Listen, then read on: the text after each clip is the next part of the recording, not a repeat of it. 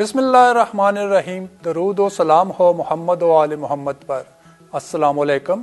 بعثت خبر نامے میں خوش آمدید۔ نظر ڈالتے ہیں 21 جنوری کی اہم ملکی اور عالمی خبروں کی شہ سرخیوں پر۔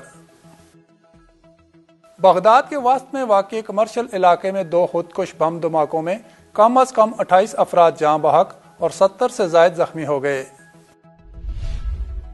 چین نے ڈونلڈ ٹرمپ انتظامیہ کے سبکدوش ہونے والے ریاستی سیکریٹری مائک پومپیو اور دیگر 27 اعلیٰ عہدیداروں کے خلاف جھوٹ اور دھوکہ دہی کے الزام میں پابندیاں عائد کرتے ہوئے کہا ہے کہ وہ امریکی صدر جو بائیڈن کی نئی انتظامیہ کے ساتھ تعاون کرنا چاہتے ہیں۔ امریکی صدر جو بائیڈن نے اپنے عہدے کا حلف اٹھانے کے بعد پہلے حکم میں کچھ مسلم اور افریقی ممالک پر سابق صدر ڈونلڈ ٹرمپ کی عائد کردہ سفری پابندیاں ختم کر دیں۔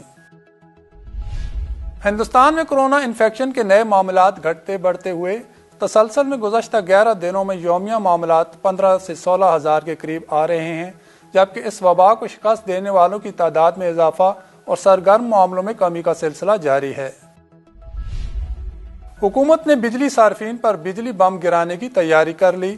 صارفین کے لیے بجلی کی قیمتوں میں 1 روپیہ 95 پیسے فی یونٹ اضافے کا فیصلہ کیا گیا ہے۔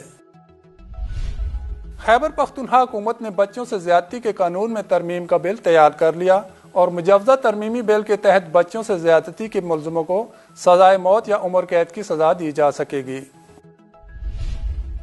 سعودی حکومت نے منگل کے روز اعلان کیا کہ وہ خطے میں سلامتی اور استحکام حاصل کرنے کے ساتھ ساتھ یمن، شام اور لیبیا میں سیاسی حل کی حمایت کرنے کے درپے ہے۔